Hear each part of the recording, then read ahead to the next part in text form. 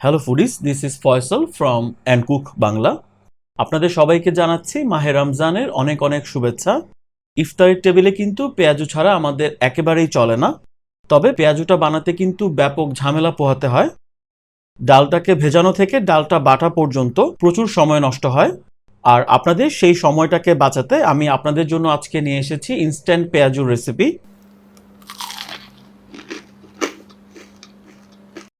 এই পেঁয়াজুটাকে আপনারা খুব ঝটপট প্রায় 10 মিনিটের মধ্যেই বানিয়ে ফেলতে পারবেন। আর এটার জন্য আপনাদের কোনো প্রকার বাটাবাটি করার প্রয়োজন নেই। সো আর কথা না বাড়িয়ে let's go to my kitchen and cook. সবার প্রথমে আমি একটা বাটিতে নিয়ে নিচ্ছি প্রায় 1.5 কাপের মতো পেঁয়াজ কুচি। সাথে অ্যাড করে দিচ্ছি 1/2 কাপের মতো বেসন। এটা কিন্তু বাজার থেকে কেনা রেডিমেড বেসন। এবার দিয়ে দিচ্ছি 2 টেবিল চামচ চালের গুঁড়া। এটা এই পেঁয়াজুটাকে মুচমুচে করতে সাহায্য করবে। 5-6টার মতো কাঁচামরিচ কুচি অ্যাড করে দিচ্ছি। এটা আপনারা আপনাদের স্বাদ মতো এখানে অ্যাড করতে পারেন। দিয়ে দিচ্ছি 1 চা চামচ মরিচের গুঁড়া। সাথে 1/2 চা চামচ দিয়ে দিচ্ছি হলুদের গুঁড়া। এবার এখানে অ্যাড করছি 1/2 চা চামচ আদা বাটা। সাথে রসুন বাটা অ্যাড করে দিচ্ছি 1/2 চা চামচ। এবার আমি এখানে প্রায় 1/2 চা চামচের মতো গোটা জিরা অ্যাড করে দিচ্ছি। এই গোটা জিরাটার কারণে কিন্তু এই পেঁয়াজুর টেস্টটা অনেক বেশি বেড়ে যাবে। আপনারা এটা অবশ্যই দেওয়ার চেষ্টা করবেন। সবশেষে স্বাদমতো লবণ দিয়ে দিচ্ছি। এবার সব উপকরণকে আমি সামান্য একটু মিশিয়ে নিচ্ছি। আর প্রথম অবস্থায় কিন্তু এটাকে পানি ছাড়াই একটু মিশিয়ে নিতে হবে। তারপর অল্প অল্প করে পানিটাকে এখানে অ্যাড করতে হবে।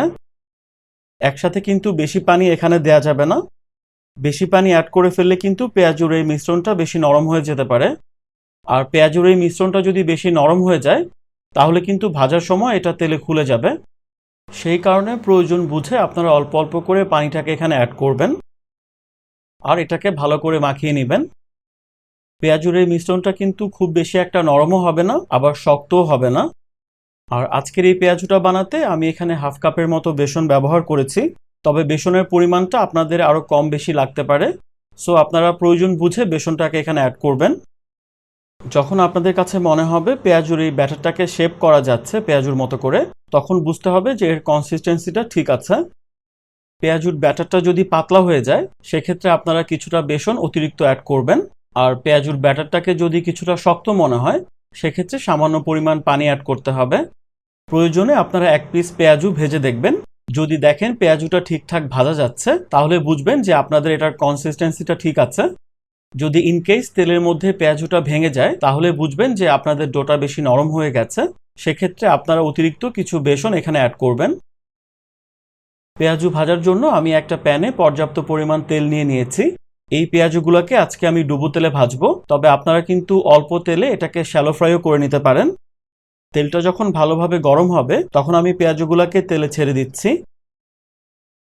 আর তেলটা যদি এখানে প্রপারলি গরম না হয় সেক্ষেত্রে কিন্তু পেঁয়াজুটা ভেঙে যাওয়ার চান্স থাকবে। সো তেলটা এখানে ভালোভাবে গরম হবার পরেই কিন্তু এই পেঁয়াজুটাকে দিতে হবে। পেঁয়াজুটাকে তেলে দেওয়ার পর প্রথম 1 মিনিট এটাকে বেশি নাড়াচাড়া করা যাবে না, নাড়াচাড়া করলে পেঁয়াজুটা এখানে ভেঙে যেতে পারে। ঠিক 1 মিনিট পরে পেঁয়াজুটাকে সামান্য নেড়েচেড়ে দিচ্ছি। এবার আমি এই পেঁয়াজুটাকে চুলার মিডিয়াম আঁচে 5 থেকে 6 মিনিটের জন্য উল্টে পাল্টে ভালো করে ভেজে নিব। আর এই পেঁয়াজুটাকে কিন্তু বেশি আঁচে আপনারা ভাজবেন না। আপনারা যদি বেশি আঁচে এই পেঁয়াজুটাকে ভাজতে যান তাহলে কিন্তু পেঁয়াজুর বাহিরের দিকে দ্রুত কালার চলে আসবে আর ভেতরের দিকটা কিন্তু কাঁচা থেকে যাবে। সো একটু সময় নিয়ে মিডিয়াম আঁচে এটাকে ভেজে নিতে হবে। আর পেঁয়াজুর কালারটা যখন এরকম গোল্ডেন ব্রাউন হয়ে যাবে তখন আমি তেল থেকে পেঁয়াজুগুলাকে তুলে নিচ্ছি।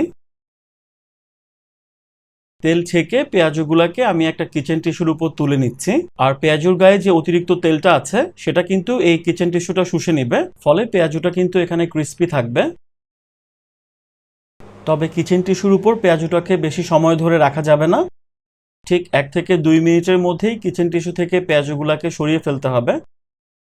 সো গাইস, আপনারা তো দেখেই নিলেন কত সহজে আর ঝামেলাবিহীনভাবে এই পেঁয়াজুটাকে ঝটপট বানিয়ে নেওয়া যায়। আর এই পেঁয়াজুর টেস্টটাও কিন্তু খুবই ভালো। আশা করব এই রোজায় ঝামেলা এড়াতে আপনারা খুব সহজেই শর্টকাট ওয়েতে এই পেঁয়াজুটাকে বাসায় বানিয়ে নেবেন। এই পেঁয়াজুটা কিন্তু আমার ভীষণ পছন্দের। আর ইফতারের টেবিলে আপনাদের পছন্দের আইটেম কোনটা সেটা কিন্তু আমাকে কমেন্টে জানাতে ভুলবেন না। আর এই ধরনের আরও রেসিপি পেতে অবশ্যই চ্যানেলটাকে সাবস্ক্রাইব করবেন। আর রেসিপিটা যদি আপনাদের ভালো লাগে অবশ্যই লাইক করবেন। আর ফ্রেন্ডস অ্যান্ড ফ্যামিলি মেম্বারদের সাথে অবশ্যই রেসিপিটাকে শেয়ার করে দিবেন। আজ এ পর্যন্তই। সবাই অনেক বেশি ভালো থাকবেন। Take care. আপনাদের সবার কাছে আমার একটা রিকোয়েস্ট থাকবে, দয়া করে আপনারা কেউ খাবার অপচয় বা নষ্ট করবেন না। Food is life, please don't waste food.